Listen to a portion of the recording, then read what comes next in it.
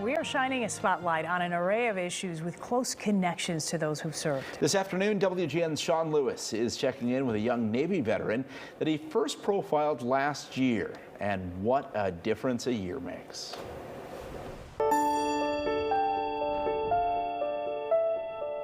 It's said, if you can't feed 100 people, then feed just one. This is what's going to our residents today. Chances are, if Mother Teresa had ever met Dion Dawson, That's what it's about. It's about giving that quality. she may have upped her expectations. Because today, this Navy veteran's dream for food security in one of Chicago's most food insecure neighborhoods is becoming so very real. We have strawberries, bananas, butter lettuce. We first met Dion a year ago. Back then, 2 months into his project and a $30,000 budget, mostly paid out of his own pocket. His wife and mom helping stock this single fridge outside of a convenience store at the corner of 57th and South Racine. I believe that I can do this. If you don't believe that you can do it, you're not going to do it. Dion brought that can-do attitude back home to Inglewood just a few years ago after serving in the U.S. Navy for 5 years. I learned in the military, everything we do or we don't do has to be for a reason. When he looks back on the last year, the reasons for his drive down an unknown path are coming into focus. His dream of a community center across from that convenience store did not materialize like he thought. For me, it was the first big loss. But big things did. Right now, Dion is backstage with his wife, Crystal. They have no idea what's about to happen next. So that TV in the room was off, and it popped on by itself. So it pops up by itself, and you're like, Dion, I'm like, what? His invite onto the Ellen Show spawned new life, new money into his dream to take care of one of the most basic needs so minds and lives could find their potential. It totally changed the trajectory of our organization. And I was introduced to a few different people, and we tried to get a location, and we couldn't. And so when we didn't get it, I had to just sit back for a minute and say, okay, how can we have that impact, but not wait years for a brick and mortar location?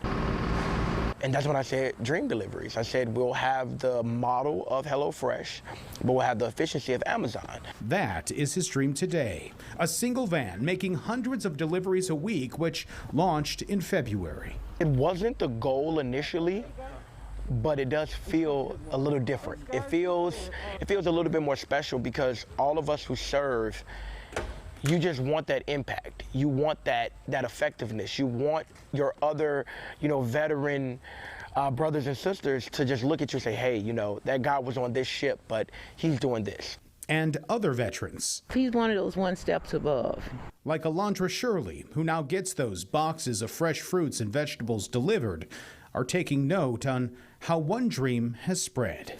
Well, it cheers up a lot of the neighbors. It really does. Because a lot of these people are struggling, to just live. And now they're able to at least eat nutritiously and have something for the kids, something sweet for the kids that's not candy. And it's expanding their ability to prepare food.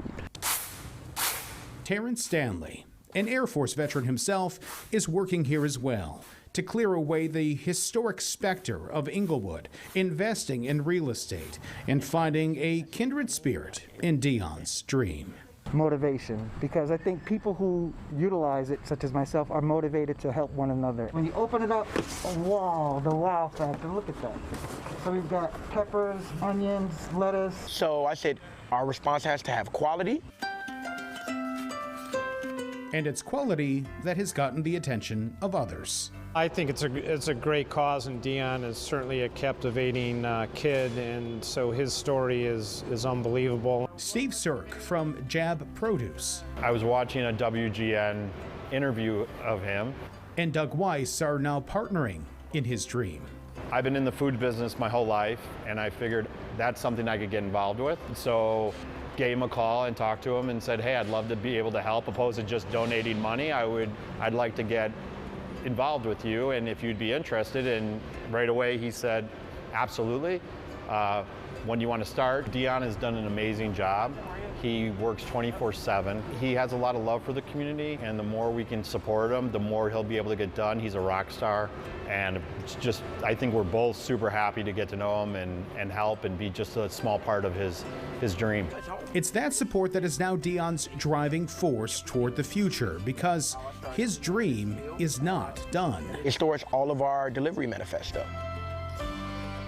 A new app allows real-time tracking of deliveries. So we know what they're getting, when they're getting it, and who they're getting, who's getting it. Right now to 117 households a week, with plans for upwards of 1,000. While Dion's ultimate dream remains that center, the road taken with door-to-door deliveries today may just be the cornerstone he needed. A nonprofit is about sustaining.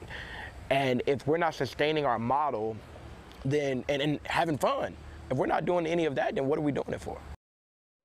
What a great story. That was Sean Lewis reporting. And Dion's Chicago Dream Deliveries is one of several stories featured in our special later this week. Veterans Voices airs Thursday night at 7 p.m. right here on WGN TV. Up next, it's taken more than 30